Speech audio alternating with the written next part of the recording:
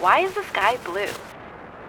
In the middle of a bright, sunny day, the sky is usually a shade of blue. Why blue and not purple, green, or orange? Well, it's all because of how the sun's light reaches Earth. If you see light from the sun hitting the ground, it probably looks like plain white light. However, that white light is made up of all the colors of the rainbow. You can actually separate and see all these colors if you shine sunlight through a specially shaped crystal called a prism. However, if the whole sky is glowing red, it could be due to particles of dust, pollution, or smoke in the air. In general, a blue sky is good news, and now you know why.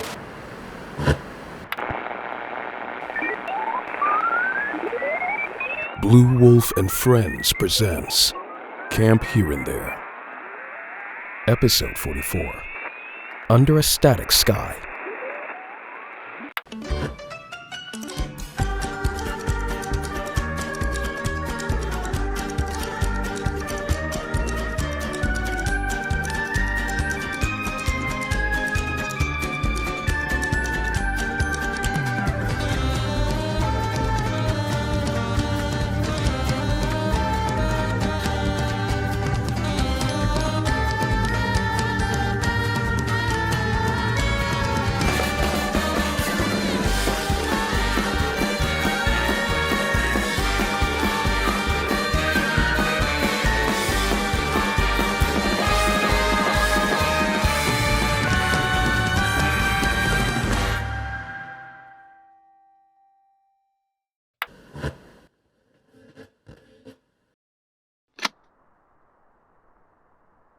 Imagine you're a person, a man.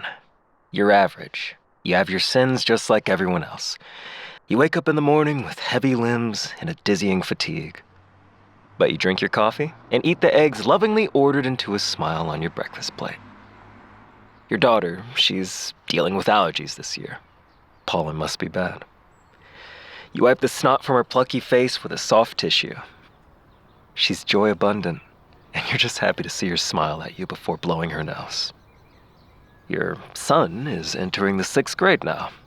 The rebellious phase, you tell yourself, as his grades start to plummet and the hours he spends awake in the evening increase.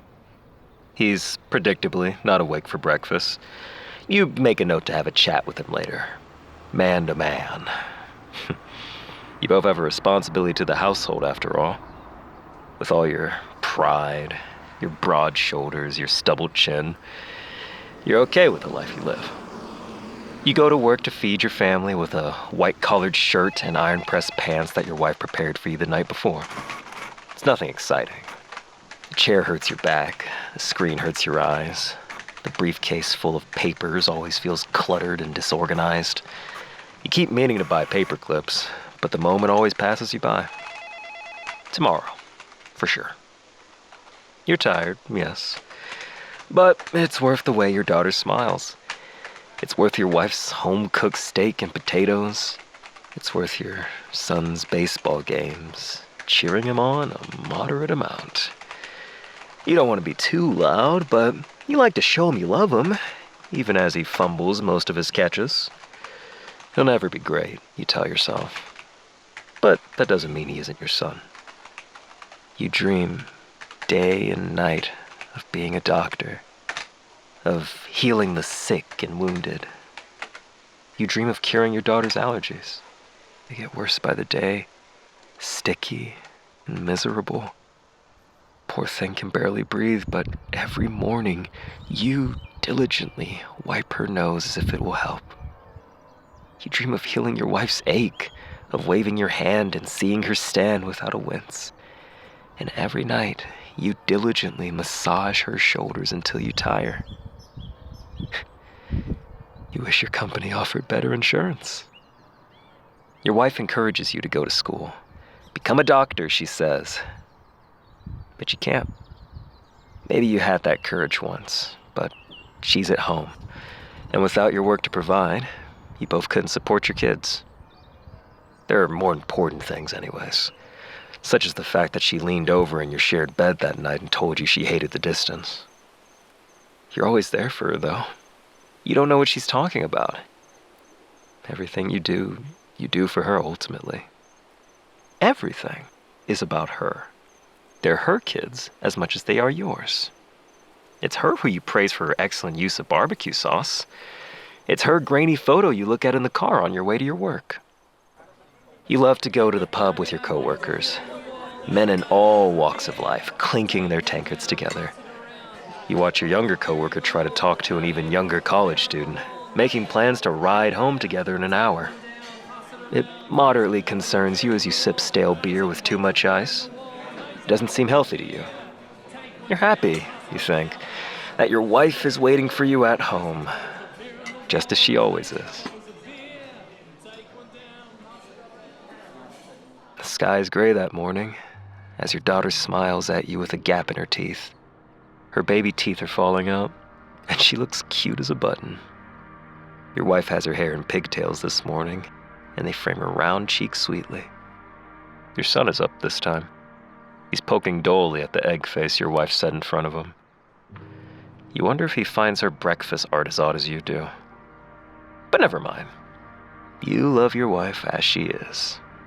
Hash brown sculptures and all. He's tired, as usual.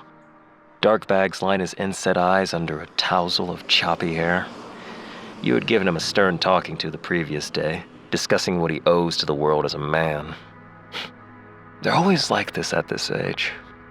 You remember the nights you'd spend in your mother's house, up on the computer playing solitaire.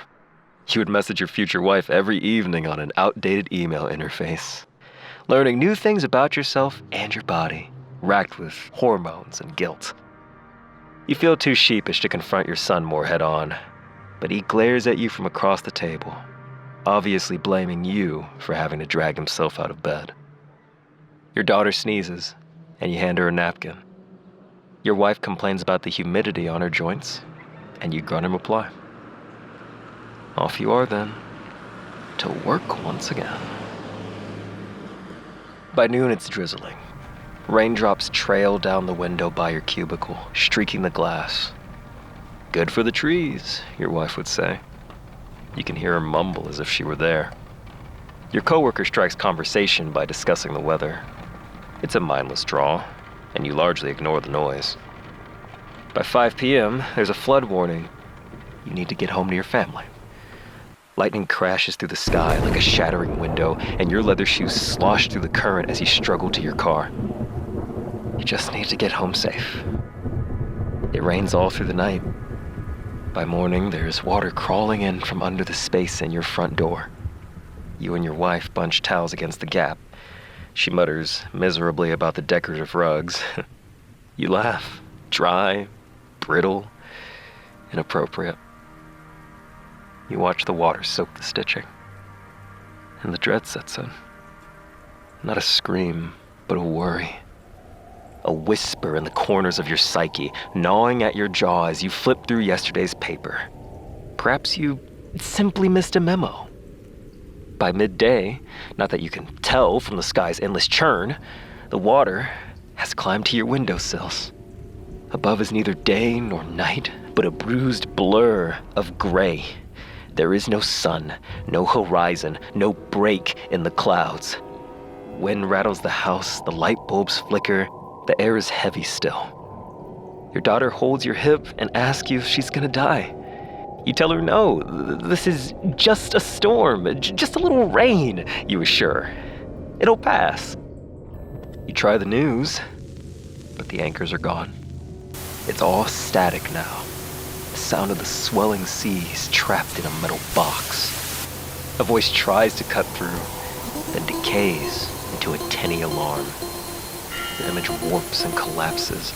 You turn the volume down. It doesn't help. You pick up the landline. There's no dial tone. The handset hums in your ear, low and broken. You hang up, you try again, still nothing. You unplug it and plug it back in, no change. The machine is dead. The power goes out and the heater shuts off. The floor is cold, the wallpaper peels. A leak licks at the ceiling above the couch. Another opens above the stairway, and then another. You walk to the kitchen to find a bucket. You walk back to find that the leak has widened. The drywall is soft and distended, like dank flesh ridden with a festering infection. You feel wetness on your nose and tell yourself it's just a drip. But it keeps coming. The trickle curdles to a torrent. The breath of your house heaves into a sob. You're sitting in your favorite chair, the one with the little tear right in the cushion. You watch the water spatter, sloshing up and down, up and down. The fireplace has long since drowned. Your wife's knickknacks from the side table float lazily in the murk. The couch swells and yawns like a corpse. The water is a hungry thing, a gaping mouth dragging its tongue over your thighs, your chest, your chin, as it drools over you from above. Your wife is screaming, her voice a sharp thing in a dull world. And you can't make out the words. You think she was crying your name. You think it might not be your name anymore. The water reaches your waist. The cat is face down near the bookshelf. Do not move it. The water is rising faster now. The house moans as it is gutted. Your son is missing. His discarded sneakers sway with the current. You do not look for him. You do not call out. The cat is dead. You see it float by, eyes wide and vacant, yet still meowing beneath the rippling surface. The water reaches your stomach. The fridge door swings open. Floral plates tumble from the cabinets. A photo frame sinks to the floor and splits beneath the waves. You can no longer feel your legs. There's a chill inside your bones, behind your teeth. It knocks politely on your ribs. Your daughter clings to the stair rail. Her face is gray. Her nose drips. You hand her a napkin, and she doesn't take it. You are calm. You are still.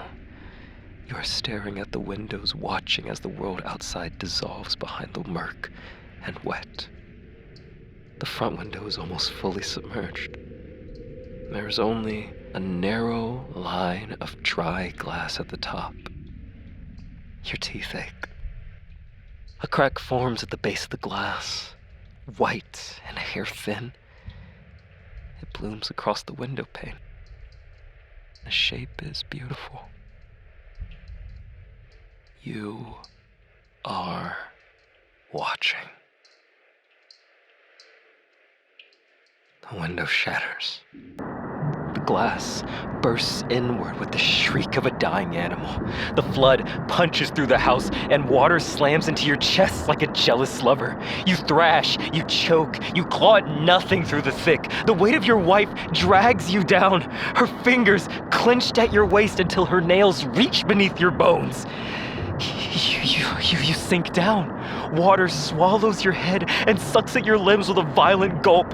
Your muscles scream. Your chair is ripped from beneath you. Your arms flail. You cannot find the floor. You cannot find the ceiling. You cannot see your daughter, and you cannot see your wife.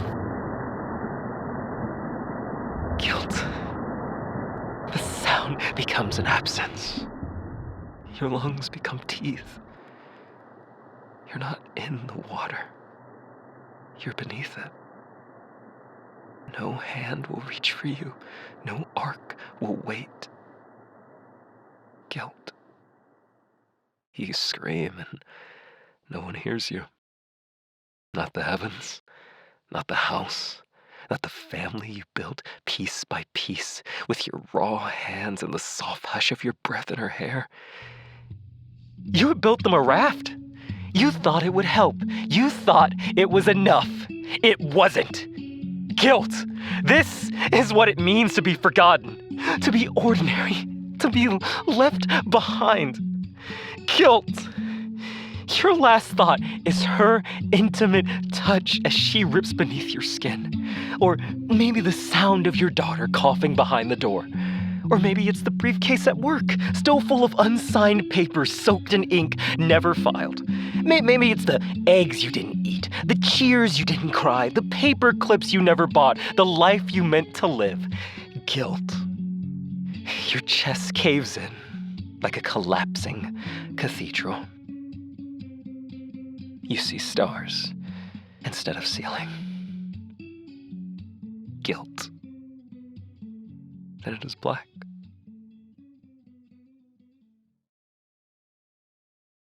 I never dream. I never dream like that. It's coming. Take me seriously. I think we need to do something.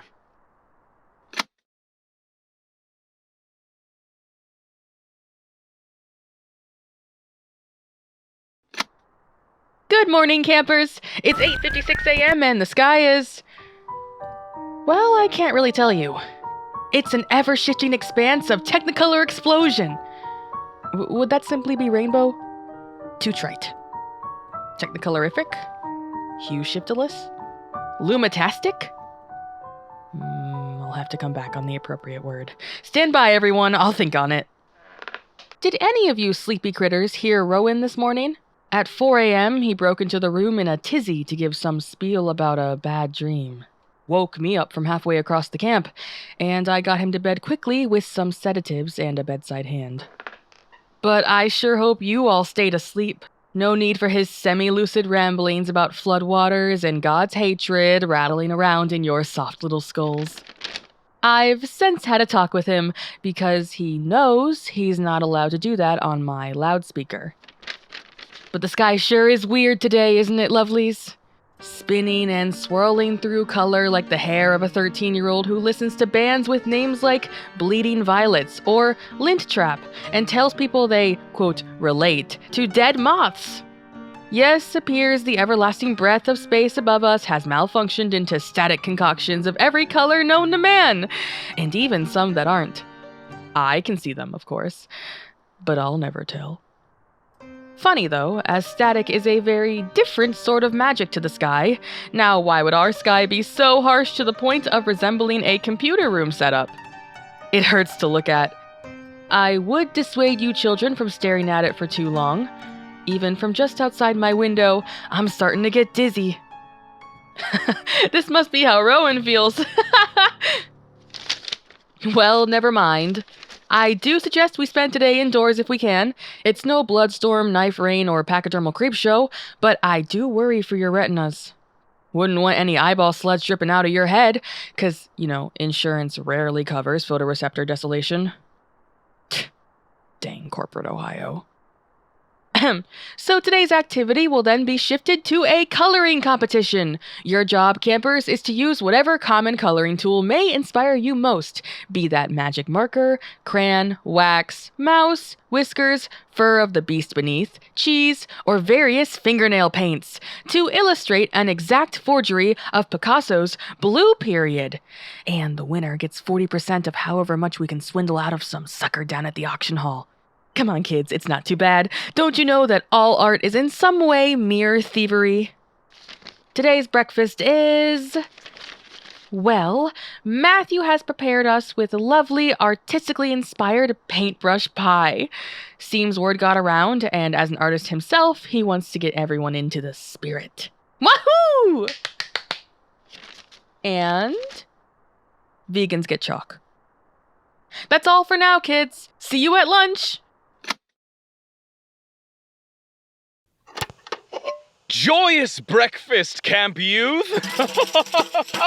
Why, I do believe the time is... Oh, silly me. Bounded by the rules of this dastardly world, a demon cannot utter the time. Its magic much stronger than what my chthonic form can handle. Let this be a lesson to all demon lovers out there in our wondrous building of recreation.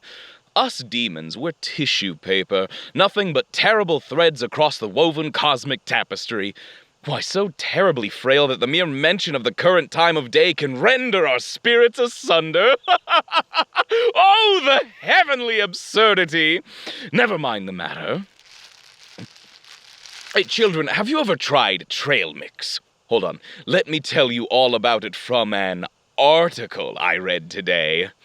It's a type of snack mix, typically a combination of granola, dried fruit, nuts, and sometimes candy, developed as a food to be taken along on hikes. Trail mix is a popular snack food for hikes because it is lightweight, easy to store, and nutritious, providing a quick energy boost from the carbohydrates in the dried fruit or granola, and sustained energy from fats in nuts. Oh my, it is so effervescent. A perfect marriage of flavor. Have you had it? You must all get in on this. What was I saying? Oh, yes, apologies. All is simply phenomenal. This morning, this lovely morning, as you know, I've called for the immediate cease of any further terrorism upon the denizens of Camp Here and There, previously led by the artificially horned little fellow Natsume. Another fun fact about demons, my youth, I do indeed have horns affixed to my scalp. And I appreciate the spirit.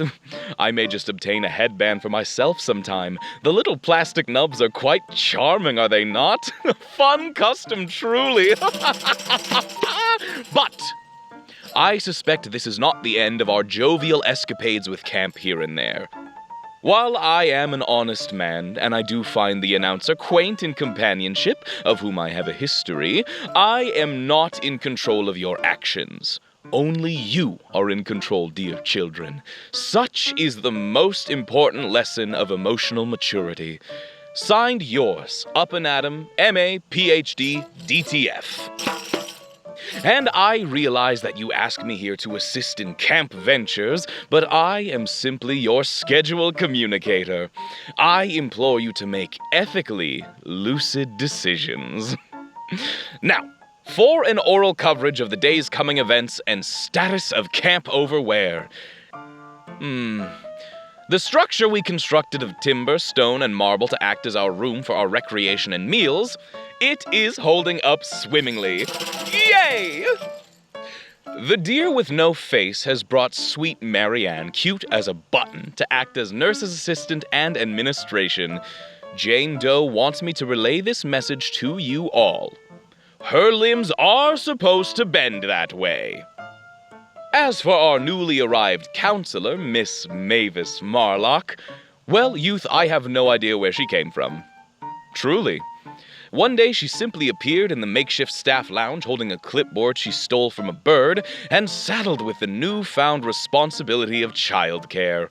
No resume, no backstory, just a wide-eyed expression and the general air of someone who has recently peeped the horror, as it were.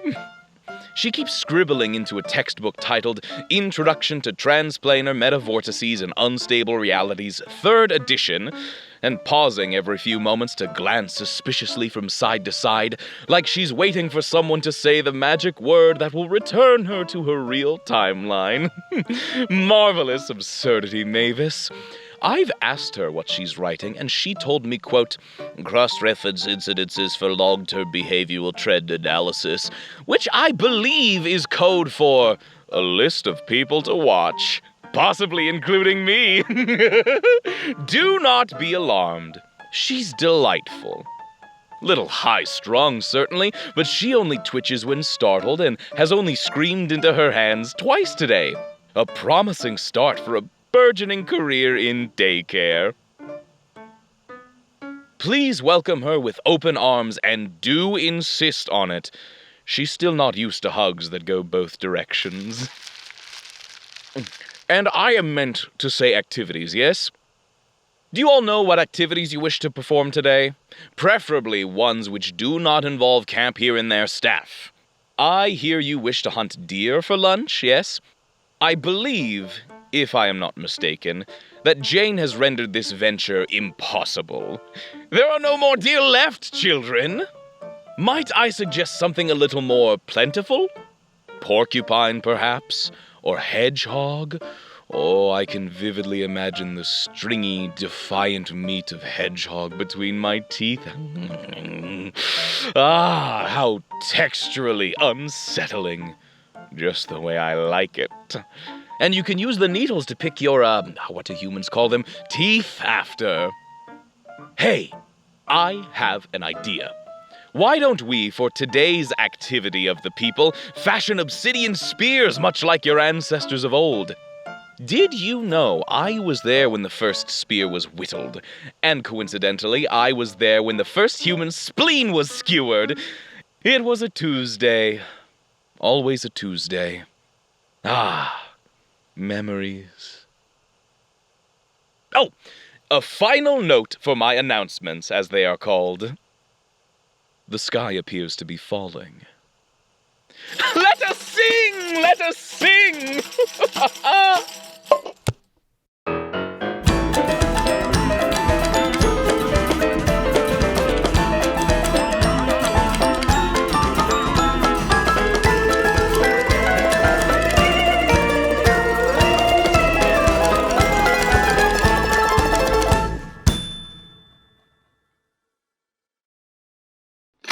Hello, kids. Happy lunch.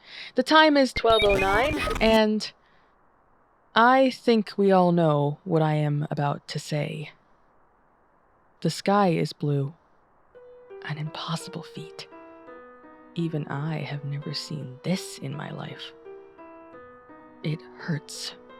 This pristine color, clear and cold, dreadful in its vastness. The fumes wafting in from outside are thick and pungent, like a gaseous petrichor mixed with the bright reek of ozone. If you venture out, campers, take care not to breathe too deeply. I'd hate for the wet of your lungs to turn as blue as the heavens above us. I was once told that humans cannot see blue as sharply as other colors. This I believe because I cannot see. I cannot see beyond a burning light, so strongly blue. Blue like a chemical burn, like hydrogen gas, like a bleached bone picked clean. The color of sterility, of emptiness, of a hospital blanket. It's giving me vicious vertigo. The blue is a wound, a gash in the fabric of the world. This isn't right. This isn't how things are supposed to be. The sky is a kaleidoscope, a stained glass fever dream. Not this endless, achingly beautiful blue. Something has gone wrong, evidently. But of course, this brings me to the train. Above the trees, disturbing the tops of the leaves just beyond the eastern side of the lake, a steam train sits in the sky. It is not floating. I cannot impress that upon you enough, children. It is not suspended by air or held by wind or wires or obeying any sort of natural understanding. It is unmoving, not falling, not following gravitational pull. It's as if it's broken, I guess. The train is enormous. Red, gray, green, and rusted. Its engine looms above the canopy, and the sheer bigness of its wheels suggests something crushing, grinding. Heavy machinery intimidates. The structure gives off the distinct sense that it could roll forward at a moment's notice and rend the world beneath it. This must be what it looks like to be run over. It stretches across the sky, beginning just past the lake and continuing on above the camp. Car after car after car. One is open and filled with suitcases. One appears to be a dining car, silverware and folded napkins still resting pristine. Others are sealed shut, windowless, or fogged from the inside. There are no shadows beneath it, but the treetops below bow ever so slightly under its invisible weight. It's been exactly 19 minutes, and we do not know what this means. But it has been ringing out. In the pleasant quiet of our day, it sounds like a horn, a long, low tone. Then silence. Then again. It's not constant, but it returns. Always. A periodic song. I still haven't figured out the pattern. Perhaps it's trying to announce something. Jedediah is not present. I know, a tragic loss for all of us, and for the field of impromptu Skytrain interpretation. I can't help but imagine that, were he here, his engineering know-how might offer a vital explanation. Or at least a flowchart. Perhaps he's heard of airborne locomotives in one of his schematics, or stumbled across an archived blueprint labeled Heaven's Rail Systems. His strange little gadgets and whirring horrors have always had a way of syncing up with anomalies. Mechanical tendrils reaching into the unknown and tugging gently on the curtains of reality. He's good at that. It wouldn't be the weirdest thing he's printed off the copier. So why's he gone again? In any case, I suppose I'll have to get a closer look myself.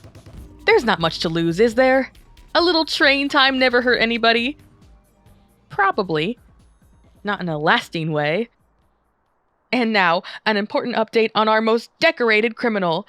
Miss PP Paint, daring rogue and agent of chaos, has successfully smuggled $805,578,983,578 US across the Camp Here and There border from those fine art schmucks. That's right, over 800 billion, give or take a few trailing zeros. Factoring in current inflation rates and the precarious value of the paint-based economy, PP Paint, I believe that means you can now afford a single bag of chips. Maybe two if you go off-brand.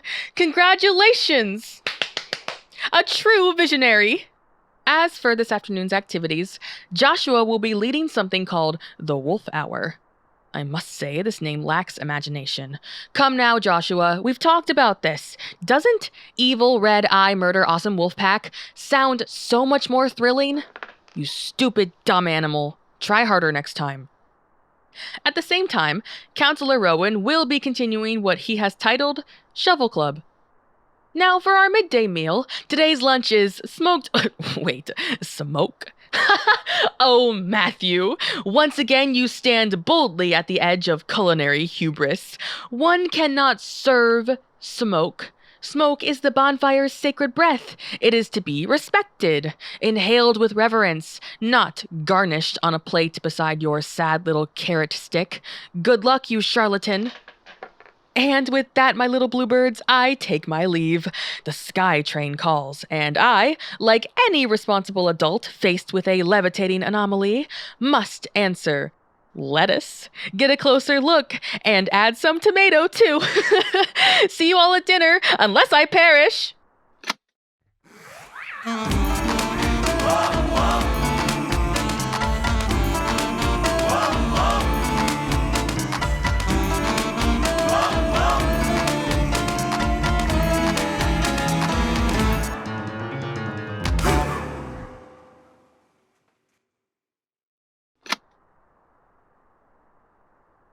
Do you remember the first time you ever saw a train? Not saw, but felt, rattling through your chest, your teeth, your fingers, howling out into the sky like a baying behemoth. You were probably small. I was. Stuck behind a barricade, watching that roaring wall of steel and smoke slice across your path. Not watching, feeling it rumble. The lights blink, the horn cries, and there it is.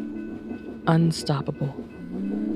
A declaration of motion, of direction, of purpose. Trains, like angels, or maybe gods, or maybe knives, are everywhere. Vast and deafening and completely indifferent to your flesh. You don't approach a train. You stand back. And if you don't, well,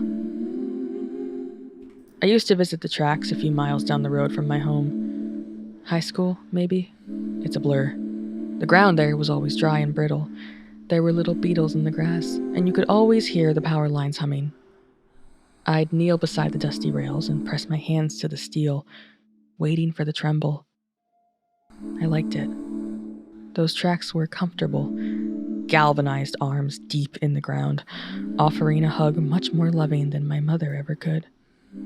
I visited often. I loved the feel of hot metal under my fingers, searching for the rumbling of the coming apparatus. It made me feel close to something. Maybe not to life exactly, but to a decision. Sometimes Jedediah came with me. He never asked why, and sometimes he sat beside me. Sometimes he held my hand. And I understood. Anyway, that's old business. Hi, buzzy bees! The time is 1904 and we've survived yet another delightfully bizarre brush with the impossible. You may have noticed earlier, just before dinner and just past the southern tree line, a crack in the sky. Not metaphorical, but a literal black crack.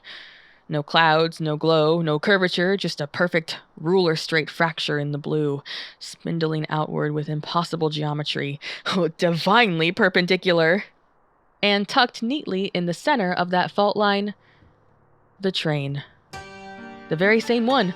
Lovely steam engine, dozens of cars hanging there, not moving, not hovering, but present, inexplicable. The wheels hung above the forest canopy, the sky did not ripple, but the train existed. And, well, I'm not quite sure how to describe this, but its eye was open. A round headlamp at the front of the engine, dim at first, then brighter. It looked at me. And I looked back. There was nothing else to do. I stood there for a long time, and the train did not move, and I did not move. And I remembered what it felt like to kneel by those rails. The waiting, the stillness, the possibility, the choice. If I'd stepped forward, back then, if I'd leaned in, I wonder if this is what I would have seen. But Lucille, our steady, ever-watchful camp director, acted swiftly. She summoned our Friends of the Oak, our loyal puppet companions carved from ethically sourced nightmares and oakwood, and they responded with gusto. The friends climbed atop one another, a ladder of creaking limbs and painted grins, stretching high into the sky. When the topmost puppet reached the crack, it produced from its little wooden belt a single strip of industrial-grade duct tape. Here's your maintenance lesson for the day, kids.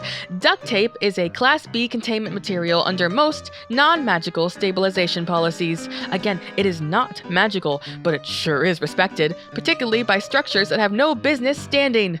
When applied with proper intent, duct tape will hold together dislocated knees, faulty bunk beds, jellyfish terrariums, and, evidently, the open sky.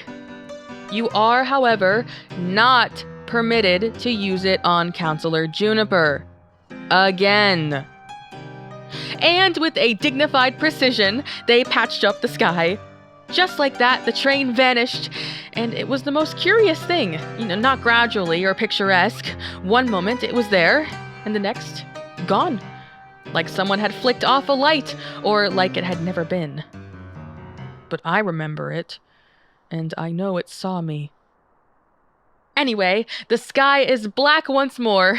On to activities. Tonight, we'll be trying something called squirrel tapping, a delightful regional pastime where you gently tap an unsuspecting squirrel on the shoulder and ask about their car's extended warranty. Oh, they never see it coming. Though, please do not engage the squirrels in financial negotiations.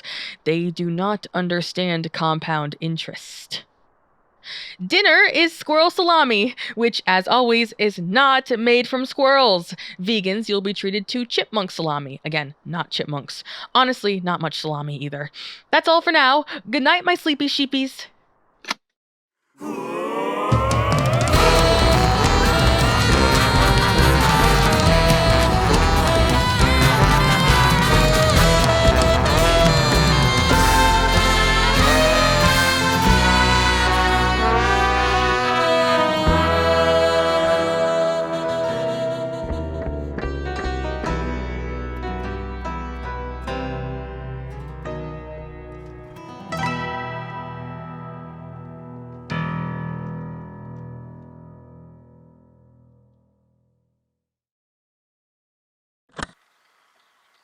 You're sure this will help? Indeed, beautiful. It's just not like him. Oh, my beloved Sydney. He loves you, does he not? Is he not trying to do as you say these days? I suppose, yeah. Can you put down the crackers? Give it a try!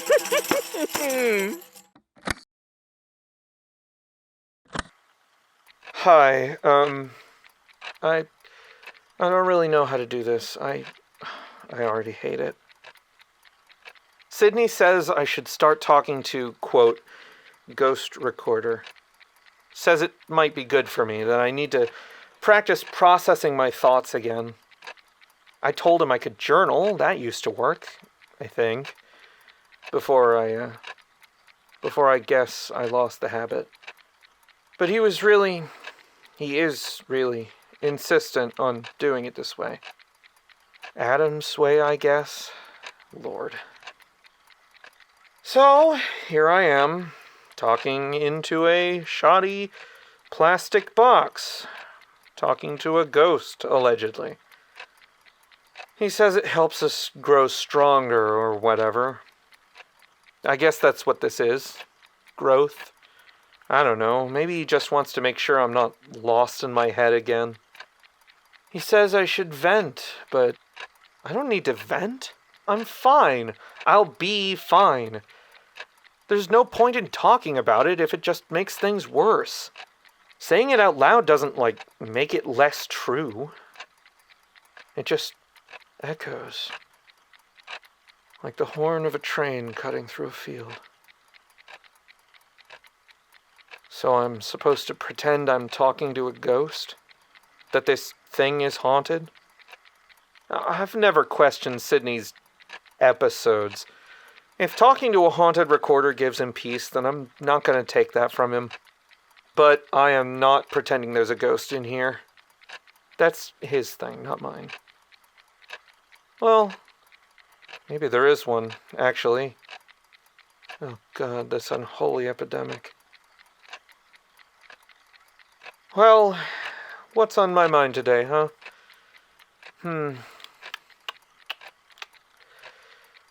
Sydney still isn't allowed in my office, not during the workday. I still can't let him know. You know, I'd rather talk to Sydney. I'd rather practice talking to him, I guess. I'm trying to do that more. Maybe that's the real reason for this exercise. To rid me of some of my cowardice. Hi, Sydney. I love you. How are you, my love? Thinking of you. Always am. Let me try that again. Hi, Sydney. I love you.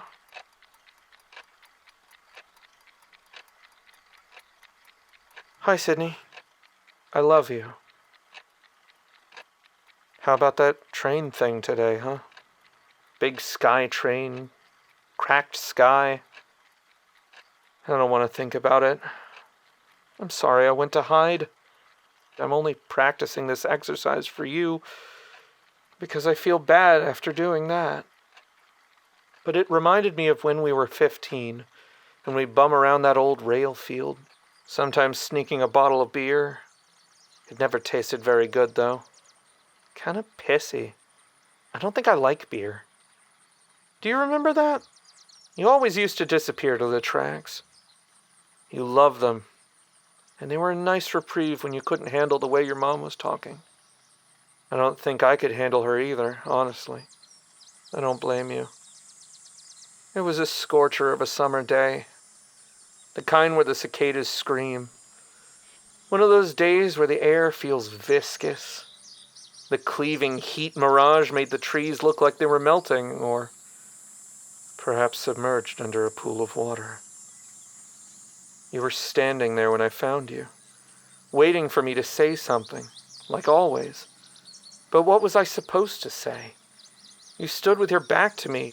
Your shadow flickered against the shrubby grass. You always looked taller near the tracks. Further away, I guess. You believed the buzz of the cicadas was the sun screaming through the leaves, that the trees were straining under their own light. You didn't realize it was bugs yet. I didn't want to tell you. It was sweeter, the way you saw things then. It was cute. Your shirt stuck to your back with sweat. You hadn't spoken in hours. And I knew. God, I knew why you were there. But what was I supposed to say? I saw that look in your eyes, the manic hunger you'd shoved down behind a stone mask. The way your heart was beating like a freight train under the dull granite. You stared at the curve in the tracks where the horizon went soft, past a small bridge tunnel. I walked up behind you. I didn't ask. I'd already lived through too many nights thinking I'd never see you again. Every goddamn day that I didn't hear from you felt like a gamble. I asked, "What sort of sound does a chicken make?" You rolled your eyes. This is silly, you said. I said, "Answer the question." You muttered, "Bok bok." and I said, "Just chicken in on you." Very clever. But you smiled, so that was something. Then you dropped to your knees and pressed your palm flat to the freight rail. Do you feel that? You asked. It's rumbling. So then let's move. Hold on. You stared off to the direction of the coming monster. I said, "Okay, but if I get hit by a train, I won't be around to help you with homework." But what was I supposed to say? You didn't shift your gaze. You whispered. It never stops. You were trembling. I didn't have to ask what you meant. You were always so tightly wound, holding yourself together with string and scabs. You had thinned yourself down until what was you disappeared. Your home was disgusting. I could smell the murk and mildew on your clothing. That centipede infestation in your bathroom must have given you a phobia by now. I'm so tired. You said. That hit me. I couldn't look at you. I had so much I wanted to tell you. And I wanted so badly to tell you. I wanted to tell you how your small pony was cute, that your wrists were shaped in a way that made my ribs hurt. I wanted to tell you that I liked how fat would gather at the bottom of your chin when you smiled. I wanted to tell you that the thick curve of your stomach against your shirt made me dizzy. I wanted to tell you that you didn't have to be afraid of needing, that I could take it, that we both needed it, right? I wanted to say that you could fold on top of me like a landslide, and I would still be here.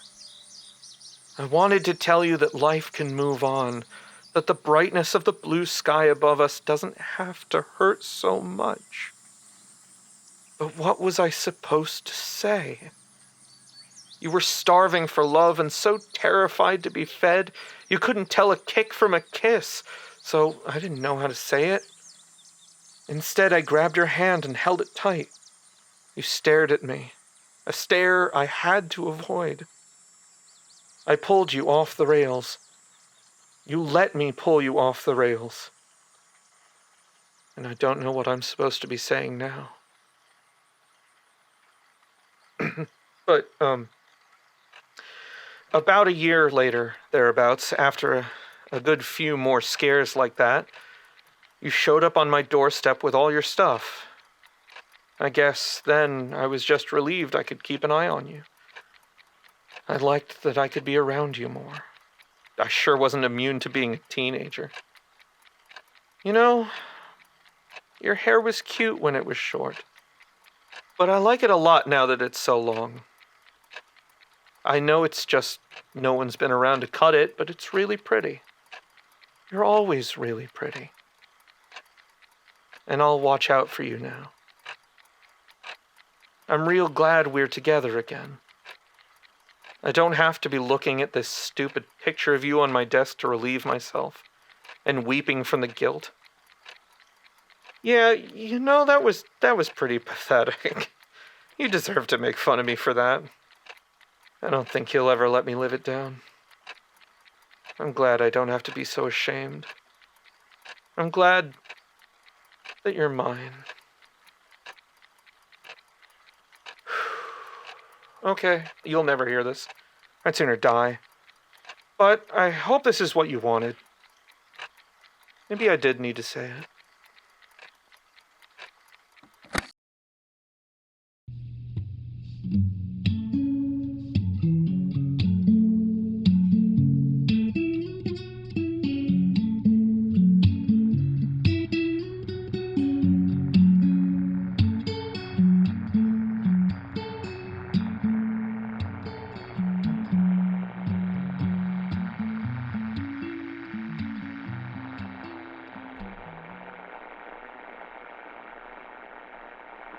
Today's episode of Camp Here and There was written and directed by Blue Wolf. The role of Sydney Sargent was performed by Blue Wolf. The role of Jedediah Martin was performed by Voicebox Vance. The role of Rowan Chow was performed by Corey Wilder. The role of Up and Adam was performed by Dio Garner, with original music composed by Will Wood and produced by Jonathan Maisto. Additional music composed by Kyle Gabler and Another You. Dialogue editing by Emily Safko. Sound design by Blue Wolf and Another You. And a special thanks to patrons for making this possible. Special thanks to Gout Daya, Rain, and Dinah. To join them and to get behind-the-scenes content like bloopers, development notes, early access to episodes, interactive events, and more, visit the Patreon at patreon.com/bluewolf. You can also join the official Discord server to connect with fellow listeners and discuss the latest episode. Find the link in the description of today's episode. And finally, if you'd like to support the show and ensure we can keep going, the most meaningful thing you can do is to help spread the word. Thank you for listening to Camp Here and There. And remember, the answer begins with the beginning.